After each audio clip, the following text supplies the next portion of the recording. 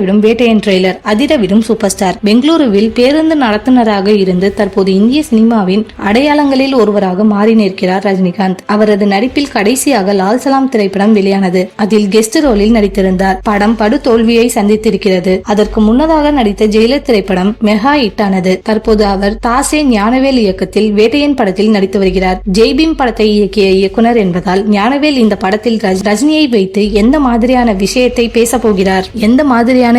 பேச போகிறார் என்ற எதிர்பார்ப்பு இருந்தது. அதே சமயம் ரஜினியின் பிறந்த நாளை முன்னிட்டு வெளியான டைட்டில் டீசரை பார்க்கையில் ஒருவேளை படம் கமர்ஷியல் பாதையில் பயணிக்குமோ என்ற சந்தேகத்தை ரசிகர்கள் எழுப்பி வருகின்றனர். இந்த படத்தில் ரஜினிகாந்துடன் அமிதாப் பச்சன், ஃபஹத் ஃபாசில், ரித்திகா சிங், துஷாரா விஜயன், மஞ்சு வாரியர், ராணா டகுபதி உள்ளிட்டோர் நடிக்கின்றனர். ஃபஹத் ஃபாசில் ரஜினிக்கு மகனாகவும், ராணா டகுபதி தான் படத்துக்கு வில்லன் என்றும் கூறப்படுகிறது. படத்தின் ஷூட்டிங் விறுவிறுப்பாக நடந்து வருகிறது. படமானது அக்டோபர் மாதம் ரிலீஸ் ஆக இருப்பது குறிப்பிடத்தக்கது. ஆனால் தற்போது வந்த தகவலின்படி ரஜினியின் வேட்டையன் திரைப்படம் தீபாவளி பண்டிகையை முன்னிட்டு வெளியாகும் என சொல்லப்படுகின்றது. அப்படி வேட்டையன் தீபாவளிக்கு வெளியானால் விடாமுயற்சி திரைப்படம் கண்டிப்பாக தீபாவளிக்கு வெளியாக வாய்ப்பே இல்லை. ஒரே நிறுவனத்தை சேர்ந்த இரு படங்கள் ஒரே நாளில் கண்டிப்பாக வெளியாகாது. ரிலீஸ் தேதியுடன் வேட்டையன் ட்ரெய்லர் வெளியிட இருக்கிறார்களாம். சூப்பர் ஸ்டாரின் மாஸ் காட்சிகளுடன் ட்ரெய்லர் உருவாகியுள்ளதாம்.